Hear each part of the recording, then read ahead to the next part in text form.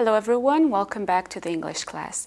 Today we're going to talk about imperatives and the modal verb must, or negative form mustn't. Let's start with imperatives.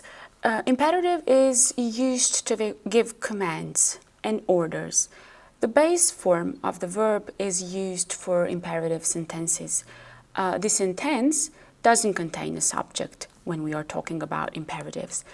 For example, close the door. We have the verb plus the object. Or do your homework. The verb plus the object again. The form remains the same in singular and plural when we are giving imperative sentences. If the speaker is included, we use let's. For example, let's stop here. And for negative sentences, we use do not. Do not close the door. Do not come tomorrow. Imperative is used for orders, for example, go home now or keep quiet. Instructions, for example, read the story and answer the questions, or boil it for 10 minutes. It is used also for advices or warning. Don't leave the window opened, watch out. For offers, have a biscuit. And to sound more polite, we use please. Please keep quiet, or please go home now. We're going to do some exercises using imperative. Let's read the rules first and then complete the gaps. Rules. Students at this school should arrive on time and work hard.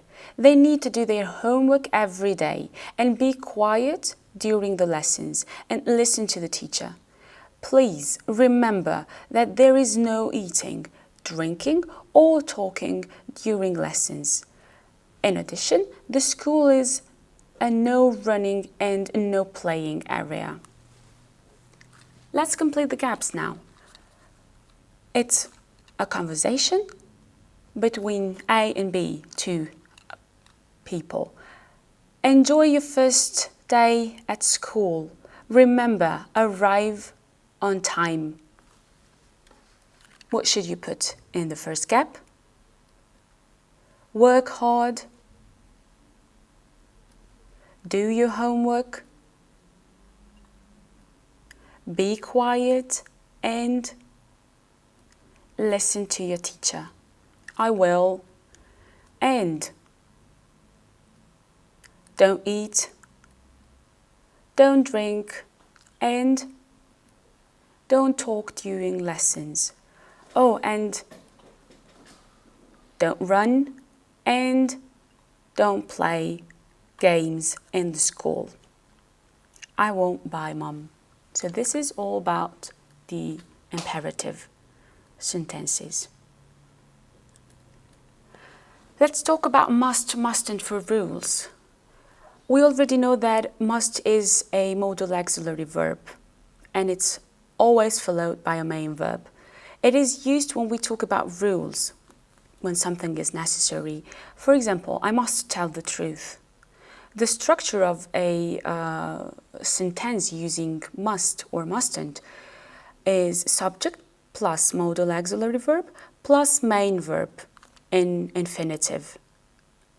For example, you must be in class at 8 a.m.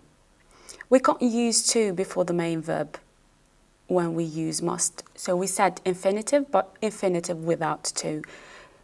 We cannot say you must to be in class at 8 a.m. Let's talk about must not or mustn't. Mustn't is used when we are not allowed to do something. For example, you mustn't drive until you are 18. The structure is subject plus modal auxiliary verb plus not plus the main verb in the base form infinitive.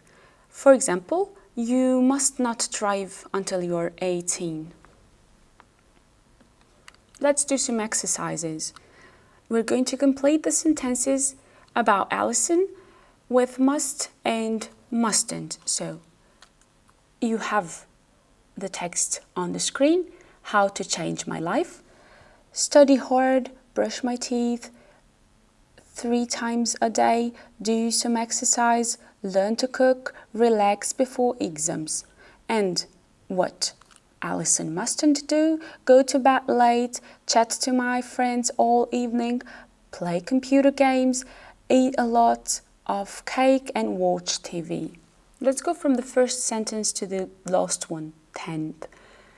The first one is, I must study hard. The second, I mustn't go to bed late.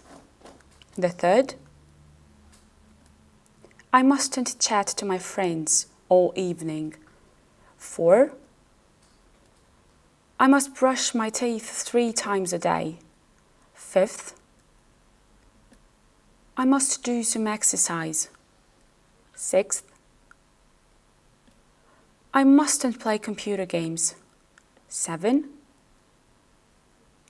I mustn't eat a lot of cake. 8, I must learn to cook. 9th, I mustn't watch TV. And the last one, 10, I must relax before exams. We're going to complete the rules at a swimming pool. You can see the rules on the screen. At the end of each sentence, you can see a sign.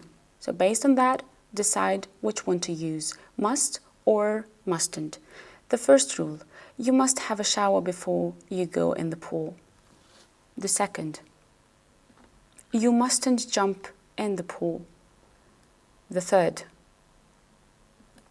you must wear a swimming hat. Fourth, you mustn't push people into the pool. Fifth, you must leave the pool at 6:30 p.m. And the last one, you mustn't run near the pool. This is all about imperative and the modal auxiliary verb must. And as homework, you're going to write the rules your school have. And in your workbook, you're going to work in page 18 and 19, exercise 5, 6, and 7. This is all for today. See you in the next class.